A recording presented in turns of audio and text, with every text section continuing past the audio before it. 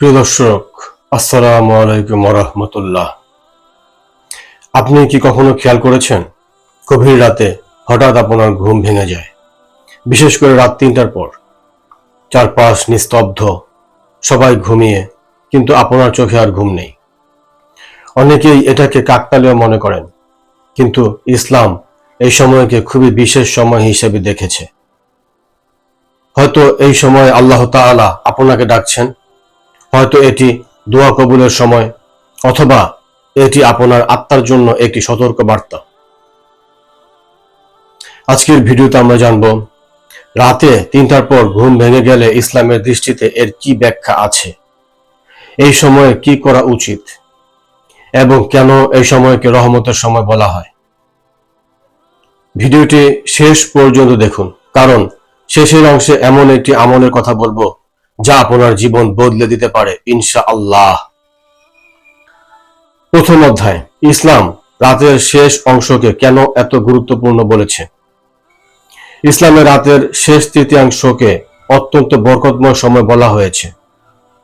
রাসূল সাল্লাল্লাহু আলাইহি ওয়াসাল্লাম বলেছেন, প্রতি রাতের শেষ তৃতীয়াংশে আল্লাহ তাআলা প্রথম আসমানে নেমে আসেন এবং বলেন, কে আছে যে আমাকে ডাকবে, আমি তার ডাকে সাড়া দেব। কে আছে যে আমার কাছে চাইবে, আমি তাকে দান করব। কে আছে যে ক্ষমা চাইবে, আমি তাকে ক্ষমা করব। সহিহ বুখারী এবং সহিহ মুসলিম।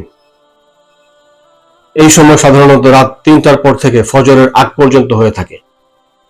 অর্থাৎ আপনার যখন হঠাৎ ঘুম ভাঙে, তখন হয়তো আপনি এমন এক সময় জেগে উঠেছেন যে সময়ে আল্লাহ তাআলা বান্দার দোয়া সবচেয়ে বেশি শুনেন। দ্বিতীয় অধ্যায়, হঠাৎ ঘুম ভেঙে যাওয়া, এটা কি আল্লাহর পক্ষ থেকে ডাক? অনেক আলেম বলেন, যদি কোনো মানুষ নিয়মিত রাতের শেষ ভাগে জেগে যায়, তাহলে এটি তার জন্য একটি বিশেষ সুযোগ হতে পারে। কারণ সবাই এই সময় জাগতে পারে না। কেউ কেউ রাতভর ঘুমিয়ে থাকে, আর কাউকে আল্লাহ তাআলা নিজেই জাগিয়ে দেন। এটি নিশ্চিতভাবে ওহী বা অলৌকিক কিছু নয়, তবে একজন মুমিনের জন্য এটি হতে পারে আল্লাহর রহমতের দরজা। হয়তো আল্লাহ তাআলা চান আপনি তাকে স্মরণ করুন, তার কাছে কান্না করুন, নিজের গুনাহের জন্য ক্ষমা চান। তৃতীয় অধ্যায়, কখনো এটা সতর্ক বার্তাও হতে পারে।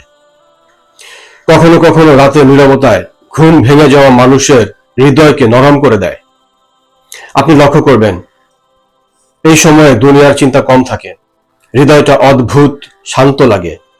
এটাই সেই সময় যখন একজন মানুষ নিজের জীবন নিয়ে ভাবতে পারে, আমি কি ঠিক পথে আছি? আমার গুনাহগুলো কি আমাকে দূরে সরিয়ে দিচ্ছে? আমি যদি আজ মারা যাই, আমি কি প্রস্তুত?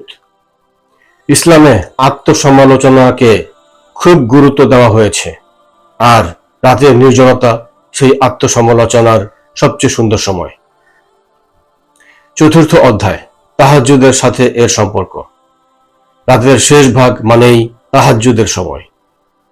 তাহাজ্জুদ এমন একটি নামাজ যেটা আল্লাহর কাছে অত্যন্ত প্রিয়। রাসূল সাল্লাল্লাহু আলাইহি ওয়াসাল্লাম নিয়মিত তাহাজ্জুদ পড়তেন। সাহাবীরা এই সময়কে নিজেদের জীবনের সবচেয়ে মূল্যবান সময় মনে করতেন, কারণ এই সময়ে করা দোয়া মানুষের তাকদীর বদলে দিতে পারে। অনেক মানুষ আছেন যারা বছরের পর বছর সমস্যায় ছিলেন, কিন্তু তাহাজ্জুদের মাধ্যমে আল্লাহ তাআলা তাদের জীবন বদলে দিয়েছেন। পঞ্চম অধ্যায়, রাত ৩টার পর শয়তানের প্রভাব কম থাকে। দিনের বেলায় মানুষ ব্যস্ত থাকে, মোবাইল, কাজ, দুনিয়ার চিন্তা, কিন্তু রাতের শেষ ভাগে চারপাশ শান্ত থাকে। এই সময় ইবাদতে মনোযোগ সবচেয়ে বেশি আসে। তাই ইসলাম এই সময় জিকির, কুরআন তিলাওয়াত এবং দোয়ার প্রতি উৎসাহ দিয়েছে। ষষ্ঠ অধ্যায়, ঘুম ভেঙে গেলে কি করবেন।